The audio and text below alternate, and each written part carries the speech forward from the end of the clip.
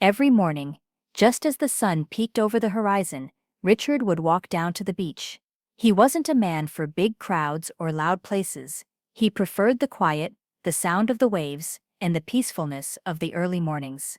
For years, he'd gone to the same spot, the soft sand beneath his feet, the gentle wind brushing against his face, and the endless ocean stretching in front of him. Richard had been many things in his life: a husband, a father, lately, a man who carried a lot of weight in his heart. His daughter Emily was the joy of his world, the one bright spot in his otherwise ordinary life. But that had changed. The pain from losing her had never truly left. It wasn't that Emily had passed away, it was that he hadn't been there for her when she needed him most. He was busy, always busy with work, his own problems, and he pushed her away without even realizing it.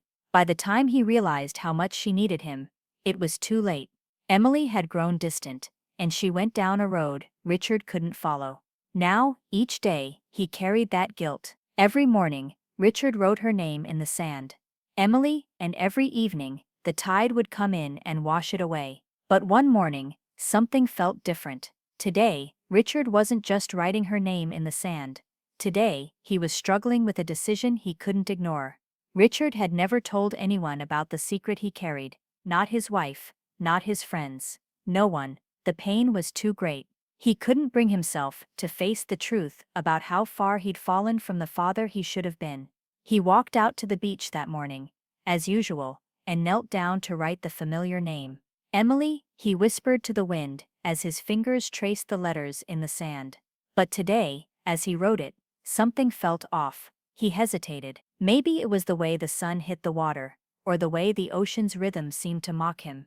The truth hit him, like a wave crashing on the shore.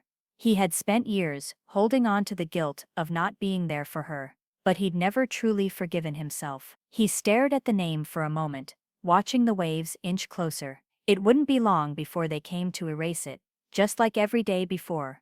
But today, the tide seemed to come in slower, almost as if it, too, was waiting for him to make a decision. This wasn't just any morning. This morning, Richard was different. It was 6:30 a.m., just before the beach started to fill up with joggers and early risers. The golden light of dawn spread across the ocean, casting a glow that made the sand look almost alive. Richard stood up, after finishing the name in the sand, feeling the weight of it. Emily, he whispered again. It was always the same. He would write her name, watch the waves come in and take it away, and then go home. But this morning, for the first time, he didn't want it washed away. For the first time, he wanted the name to stay. He wanted something to stay. For years, he had been holding on to the past, to the mistakes, to the moments he couldn't take back. But today, something shifted inside him. Maybe it was the gentle pull of the sea, or maybe it was the years of grief finally bubbling to the surface. Today, Richard was ready, ready to face the hardest part of his life. But just as he turned to walk away, a young boy approached him. He paused, staring at the name in the sand. If you're enjoying this story, don't forget to like this video, share your thoughts in the comments, and subscribe for more content like this. Let's keep spreading these powerful stories. The boy was no older than 10, with sandy hair and a face that reminded Richard of Emily when she was younger. His eyes were wide with curiosity as he looked at the name in the sand. "Is that your daughter's name?" the boy asked, his voice soft and innocent. Richard was taken aback for a moment, unsure how to respond. He wasn't used to talking about his pain, especially to strangers. But something in the boy's gaze, something pure and kind, made him feel like it was okay to speak. "Yes," Richard replied, his voice cracking just a little. "It was." The boy nodded, crouching down and running his fingers over the letters in the sand. "It's a pretty name." Richard's heart swelled, and a tear escaped his eye. "Do you miss her?" the boy asked, looking up at him. Richard couldn't speak at first. The lump in his throat was too big. But then, he nodded. Slowly, almost as if the words were finally ready to come out. "Every day." The boy didn't say anything for a moment. Instead, he gently patted Richard's hand, as if he understood the weight of those two simple words. And just like that, the boy stood up, looked at the waves, and said, "Maybe it's okay to let go." Richard stared at the boy, unsure of what he meant. but it was as if something in his words unlocked something in Richard's heart. Why had Richard been writing Emily's name in the sand every day? It was a way to hold on to something that was slipping away, something he couldn't control. But as the boy spoke those words, Richard started to understand. Maybe it wasn't about keeping her name alive. Maybe it was about letting go. Emily was gone from his life, in the way he had wanted her there. She had moved on in her own way, living a life that he had failed to understand, and every time Richard wrote her name in the sand, he was clinging to that pain, to the guilt of not being the father he should have been. But what if letting go was the only way to heal?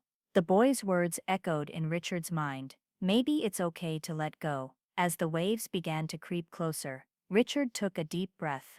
This time, he didn't step back. Richard didn't move away. As the waves approached the sand, he stood there, waiting, watching. The sea had always come in to wash the name away, to erase it from the world. But now, Richard wasn't sure if he wanted to be part of that cycle anymore. With a deep breath, Richard knelt down one last time, tracing the name Emily had carried for so long. He could feel his fingers shaking, the weight of his sorrow settling in his chest, but instead of pulling away, he stayed. He watched as the waves came, slowly at first. They kissed the edges of the sand, and then they moved higher, closer. But today, Richard didn't step back. For the first time, he let the waves take it. Let the tide wash her name away, not with sorrow, but with acceptance. He stood up, looked at the empty space, where the name once was, and for the first time, he felt lighter. As Richard turned to leave, the morning sun bathed him in warmth, and the sound of the waves filled his heart. Richard didn't return to the beach for a few days after that morning, but when he did, something had changed inside him. He wasn't carrying the same weight. He wasn't carrying the same guilt. It wasn't that he had forgotten about Emily. It was that he had found peace. The name no longer needed to be written in the sand. She would always be with him, in his heart, in his memories. But he didn't need to hold on to the pain anymore. And as he walked along the beach that day, he saw the boy again. This time, the boy smiled at him as they passed. Richard smiled back. There was a knowing look between them, and just like that, something had shifted. Something deep inside Richard was finally at rest. Sometimes, letting go doesn't mean forgetting. It means accepting. It means moving forward, not in spite of the past, but because of it. Richard had carried his guilt for so long